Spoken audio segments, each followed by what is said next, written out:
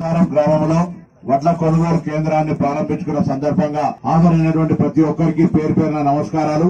ఈ రోజు జిల్లాలో మొదటి కొనుగోలు కేంద్రాన్ని ఇక్కడ ప్రారంభోత్సవం చేసుకున్నాం. రైతు చాలా తేమ శాతంతో 12 తేమ శాతంతో కూడా తేవడం జరిగింది. ఈ సందర్భంగా రైతులందరికీ ఒకటే విజ్ఞప్తి, ఎవరు కూడా పచ్చి వడ్ల పేరు మీద పంటగానే అమ్ముకునేటువంటి ప్రయత్నం చేయకండి. తప్పకుండా కొనుగోలు కేంద్రానికి తీసుకొస్తే మీకు మద్దతు ధర రావడంతో పాటుగా ఎక్కడ కూడా తూకంలో మోసం లేకుండా డబ్బులకు సంబంధించిన పేమెంట్ విషయంలో కూడా ఎక్కడ ఇబ్బంది జరగకుండా జరుగుతూ ఉంటది.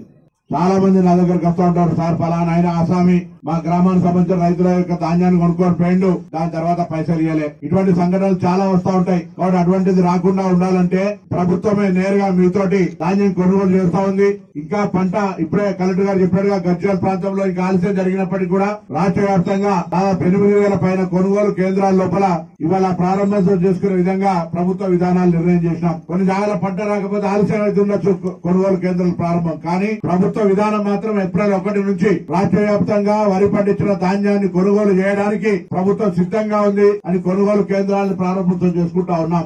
ఈ రోజు ఈ అవకాశాన్ని రైతులతో ఉపయోగించుకోండి. తప్పకుండా రైతులకు సంబంధించి భవిష్యత్తులో ఇంకా అనేక ప్రయోజనాలు కలిగే విధంగా నిర్ణయం తీసుకుంటుందనే మాట మనం చేస్తా ఉన్నాం. సన్న వడ్లకు సంబంధించి 500 రూపాయల బోనస్ కావచ్చు, లేదా ఇతరత్ర అగ్రికల్చర్ పనిముట్లకు కూడా వ్యవసాయ శాఖ తరఫున కొన్ని కార్యక్రమాలు జరుగుతాయని అందరూ కూడా భాగస్వామ్యం తీసుకొని మండల సమైక్యాల ద్వారా కానీ ఇతర రైతులందరికీ ఉపయోగపడే విధంగా ఉండాలని సందర్భంగా కోరుకుంటూ